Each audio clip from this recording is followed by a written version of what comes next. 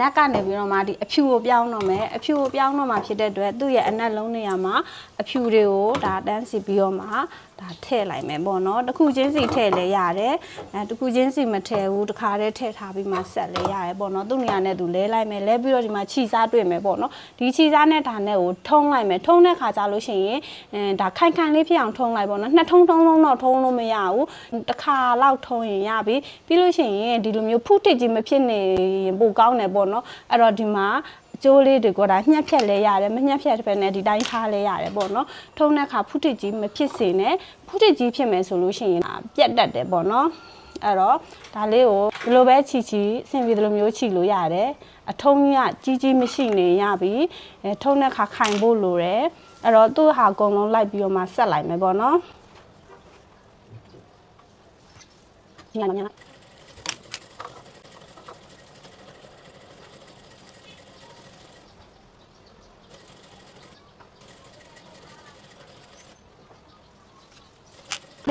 ဒီမှာထုံးပြီးသွားပြီပေါ့နော်ထုံးပြီးသွားတဲ့ခါကျလို့ရှိရင်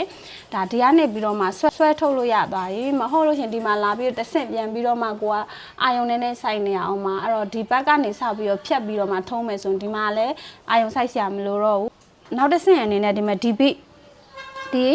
ဘီလေးပေါ့နော်ဘီလေးကိုမားဖို့လိုတယ်အဲ့တော့ဒီအတိုင်တွေကိုအပေါ်မှာမားဖို့အတွက်တစ်ဆင့်လောက်ရမယ်အတိုင်တွေကိုအပေါ်မှာမားထားရမယ်ဒီအမှာအချက်တစ်ချက်ရှိပြီးရင်ဒီမှာခလုတ်သူ့ရဲ့ခလုတ်လေးမားပြီးတော့မှဒီဘီကိုဘေးကိုရွှေ့ထားလိုက်မယ်အဲ့ဒါပြီးပြီဆိုရင်ကျန်တဲ့နေရာကမရွှေ့ခြင်းကျွမ်းနေဆိုလို့ရှိရင်အဆင်ပြေတယ်ဒီမှာသူ့ရဲ့အပင်လေးတွေကိုတစ်ခုချင်းစီကိုဖြည့်လိုက်မယ်ပေါ့နော်တကယ်လို့ဒီဟာမကျွမ်းသေးဘူးဆိုလို့ရှိရင်ဒါတွေကိုပြန်ဖြုတ်လိုက်လို့ပြန်ဖြုတ်ပြီးတော့မှကြည့်လို့ရတယ်ဒါဆိုလို့ရှိရင်လည်းပြန်ဖွင့်ပြီးတော့မှကြည့်လို့ရတယ်ပေါ့နော်ဖွင့်တော့ဦးတခါတည်းဒီကနေပြီးတော့မှသူ့ရဲ့အပင်ဒီမှာသူ့ရဲ့ဖွင့်မိရှိတဲ့အပင်၄ပင်တိုင်းကိုတခါတည်းယူလိုက်မယ်ဖြည့်လိုက်မယ်ဖြည့်ပြီးတော့တပင်ချင်းစီကိုဒီဘက်ကနေဒီနားလေးကနေပဲဆွဲထုတ်မယ်ပေါ့နော်အဲ့တော့ဒီနားလေးကချစ်ထားတဲ့ဟာလေးကိုတစ်ချက်လေးပြန်ပြီးတော့မှဆွဲနှုတ်မယ်ဆွဲနှုတ်တဲ့ခါကျလို့ရှိရင်ဒီမှာဒီအပင်လေးဒီဘက်အစွန်ကနေစပြီးလို့ရတယ်လို့ဒီဘက်အစွန်ကနေလည်းစလို့ရတယ်ကိုကြိုက်တဲ့ဘက်လို့ရဒါကတော့ဒီဘက်ကနေသွားမယ်ဒီလိုမျိုးဆွဲထုတ်လိုက်တဲ့ခါမှာဘယ်နေရာမှာဖုထစ်ရှိမလဲဆိုတော့ဒီနေရာပဲဖုထစ်ရှိရဖြစ်တဲ့အတွက်ဒါလေးကိုမလိုက်မယ်ပေါ့နော်မပြီးတော့မှဆွဲထုတ်မယ်ဒီတစ်ဆင့်ကြော်သွားပြီဆိုလို့ရှိရင်ဖုထစ်နေရာအရန်ကြီးဒါမှလုံးစရာမလိုတော့အဲ့တော့ကြော်သွားပြီဆိုရင်ရပြီပေါ့နော်ပြီးရင်ဒီတစ်ခုပြီးမှတစ်ခုလုံးလို့လည်းရတယ်အဲ့တော့ဒီအပင်ကဘယ်အပင်ဖြစ်မလဲဆိုပြီးတော့မှဒီဘက်ကနေပြန်ပြီးတော့မှလဲဒါဆွဲထုတ်လိုက်ပေါ့နော်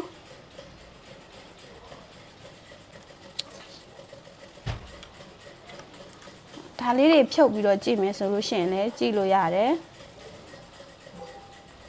အဲ့တော့ဒီအပင်လေးကိုရှာမယ်ပေါ့နော်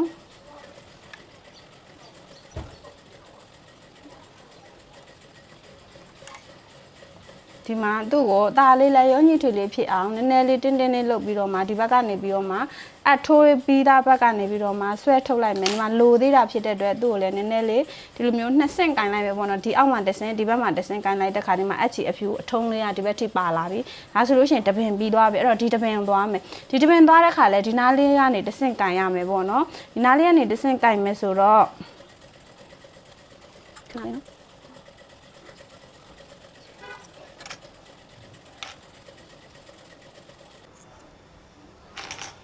ဒီဒုတိယအလုံးအနေနဲ့ဒီဘက်မှာဒီနေရာမှာတခါတည်းပြန်ပြီးတော့မှတစ်ဆင့်ထပ်ကိုင်းမယ်ဘာလဲဆိုတော့ဒီအဖြူနဲ့အနက်နဲ့ထုံထားတဲ့အထုံးလေးမှာတစ်ချက်ဒီမှာလာပြီးတော့မှ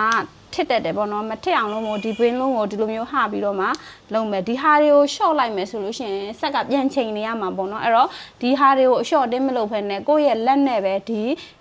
ဘီကိုမပြီးတော့မှဆွဲထုတ်မယ်ဆိုရှင်ဒါတွေကသူ့ဟာနဲ့သူအော်တိုချိန်ပြီးသားရတယ်ပေါ့နော်အဲ့တော့ဒါအရန်လွယ်ကူတယ်ပြီးတော့ဒီဘက်ကနေပြီးတော့မှသူ့ရဲ့ခြီစားတစားကိုဆွဲထုတ်ပြီးတော့မှဒါ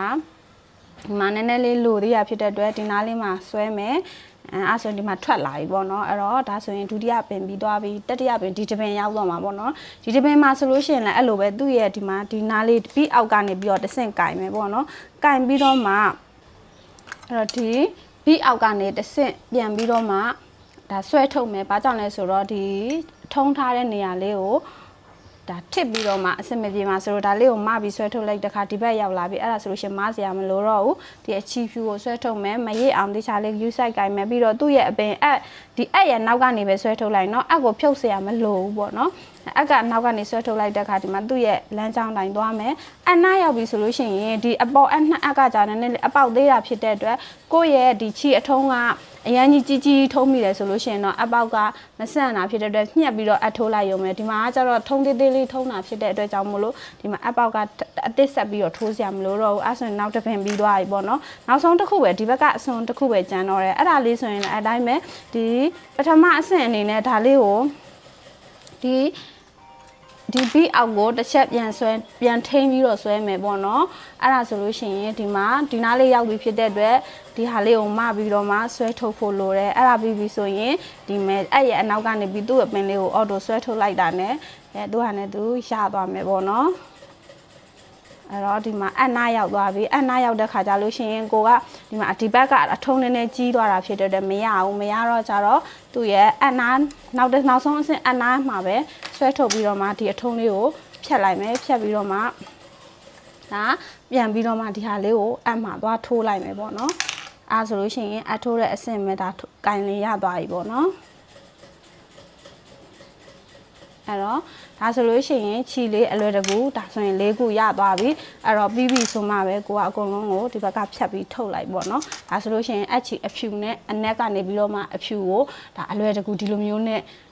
လုပ်မယ်ဆိုလို့ရှိရင်အပေါက်တစ်ခုချင်းစီကိုလိုက်ပြီးထိုးစရာမလိုတယ်လို့မျိုးအာတာချက်ကဘာရှိလဲဆိုလို့ရှိရင်ချီထိုးမှားစရာပူစရာမလိုဘူးချီထိုးမှားမယ်ဆိုလို့ရှိရင်ချီတွေကမလှနေတော့ဘူးပေါ့နော်အဲ့တော့ညံလဲညံတယ်လွယ်လဲလွယ်ကူတယ်မှားစရာလည်းအကြောင်းမရှိဘူးကိုအိမ်မှာကိုတယောက်တည်းထိုးချီတွေချီတွေလဲမယ်ဆိုရင်ဒီနေ့တိုင်လိုက်ပြီးလဲလို့ရတယ်နောက်ဗီဒီယိုမှာဆိုလို့ရှိရင်တော့ဒီလေးပင်ဓာတ်ဆက်ကိုအစားအဆုံးဘယ်လိုမျိုးထိုးရလဲဆိုတဲ့အချက်ကလေးကိုသင်ပေးမယ်ဒီလိုမျိုးတွေကိုအနီးကပ်သင်ချင်တယ်ဆိုလို့ရှိရင်တနာလို့ဒီမှာလာပြီးတင်လို့ရတယ်ရန်ကုန်မှာတင်ချင်တဲ့သူတွေအတွက်လည်းရန်ကုန်မှာရှိလို့မျိုးမန္တလေးမှာတင်ချင်တဲ့သူတွေအတွက်လည်းမန္တလေးမှာရှိရဖြစ်တဲ့အတွက်ကိုပဲနေရာအဆင်ပြေလဲအဆင်ပြေတဲ့နေရာမှာလာပြီးတော့မှတင်ယူနိုင်ပါတယ်နော်